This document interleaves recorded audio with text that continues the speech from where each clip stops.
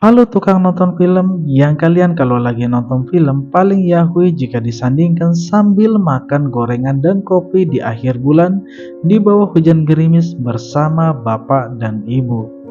Sedap sekali. Episode kali ini, saya menuliskan sebuah judul yang mungkin saja terasa berlebihan.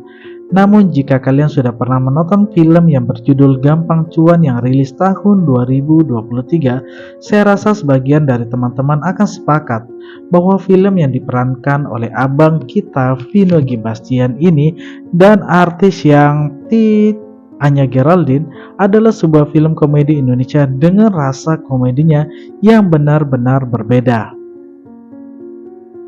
Dalam sebuah catatan yang sering didengar, mengatakan bahwa film adalah media untuk menyampaikan pesan di tengah banyaknya pesan yang sama namun tidak pernah didengarkan lagi. Bagi saya pribadi, setelah menamatkan film berdurasi hampir 2 jam ini, merasa bahwa film Gampang Cuan ini layak masuk ke dalam list atau daftar film Indonesia yang berani membahas dan bercerita tentang edukasi ekonomi dengan gaya santuy tentu saja. Di mana seperti yang diketahui, berbicara tentang ekonomi, saham, finansial, bahkan trading saat ini seolah-olah hanya menjadi isu yang dibicarakan oleh mereka yang ada di lapisan atas dan mereka yang ada di lapisan bawah tanah. Di mana mereka yang berada di lapisan atas biasanya adalah pemain saham yang memiliki lisensi atau brand. Sedangkan pemain saham bawah tanah adalah mereka yang dimanfaatkan oleh pihak lain yang memberikan iming-iming untuk kaya lebih cepat, memiliki uang yang berlipat dalam waktu yang singkat. Film Gampang Cuan selain didukung oleh pemain film kelas atas juga memiliki alur cerita yang kocak, seru, haru, dan menyenangkan. Film ini pun alur ceritanya sudah pernah saya bahas di sini ya.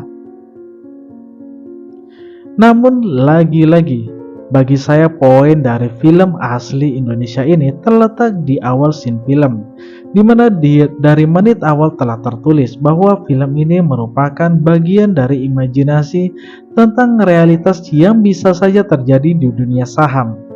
Film ini tidak sepenuhnya mengajarkan apapun. Jadi bagi kalian yang tertarik dengan dunia saham, maka silakanlah riset, belajar, dan hitung. Sebuah penjelasan yang meminta penontonnya untuk jangan terlalu serius, namun juga jangan meremehkan dunia saham. Saat ini harus diakui bahwa belajar tentang financial trading atau saham adalah sebuah pelajaran yang tidak mudah dijelaskan untuk sebagian besar masyarakat Indonesia, di mana hal inilah yang kemudian diimajinasikan dengan memerankan Vino Gibastian dan Anya Geraldine untuk mewakilinya.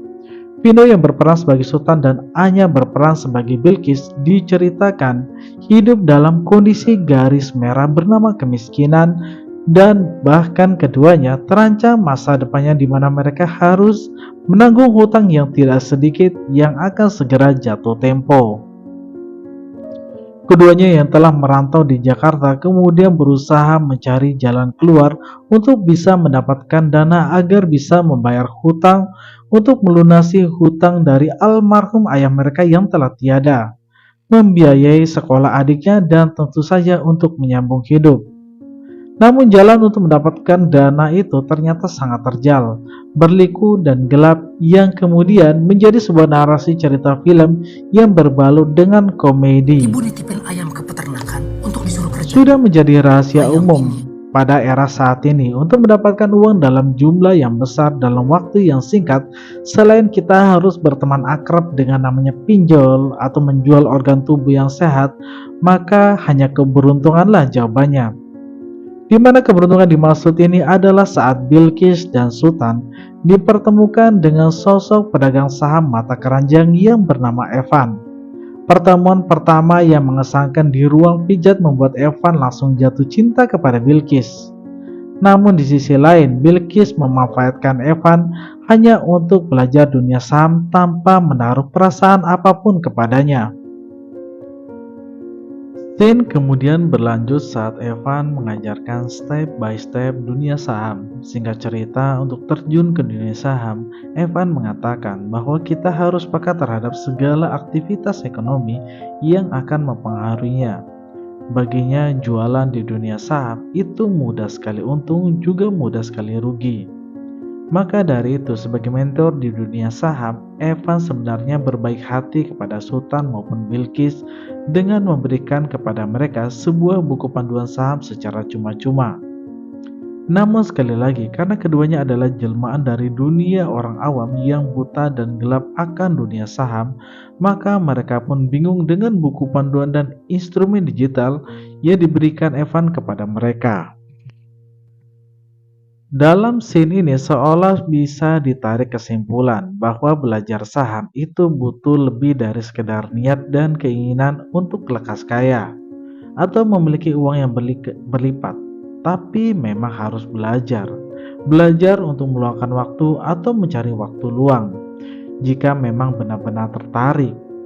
Jika tidak, maka kita bisa saja seperti Sultan dan Bilqis yang memiliki kesulitan dalam memahami arti dan petualangan di dunia saham.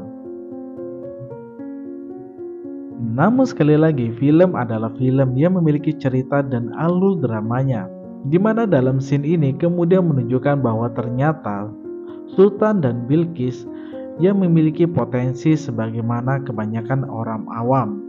Namun di satu sisi kebutuhannya akan uang kian mendesak. Maka dari itu Evan lagi-lagi memberikan sebuah bantuan dengan menyuruh keduanya untuk turun ke lapangan mencari informasi.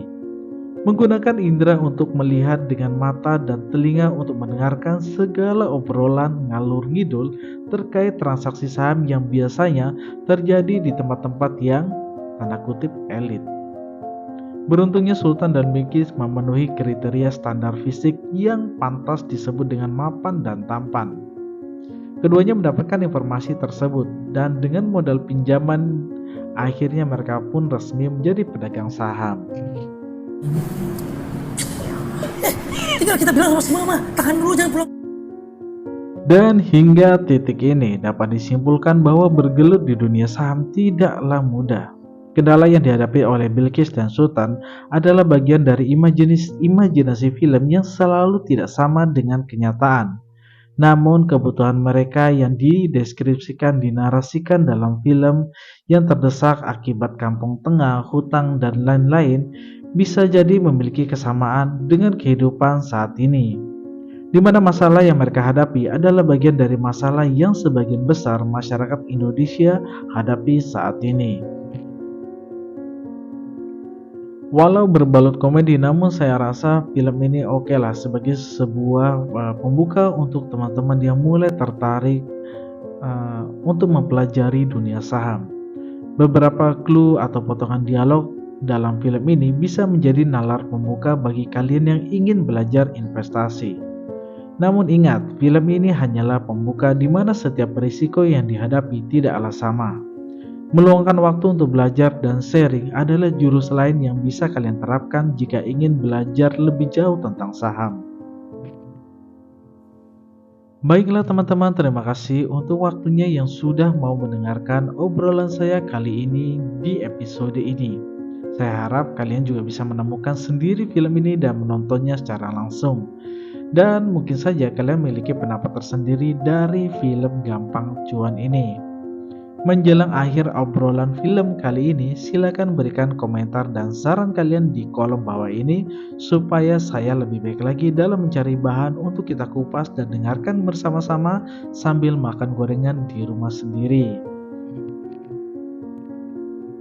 Sampai jumpa, sampai ketemu lagi. Salam film inspiratif. Ruang Sekilas Film.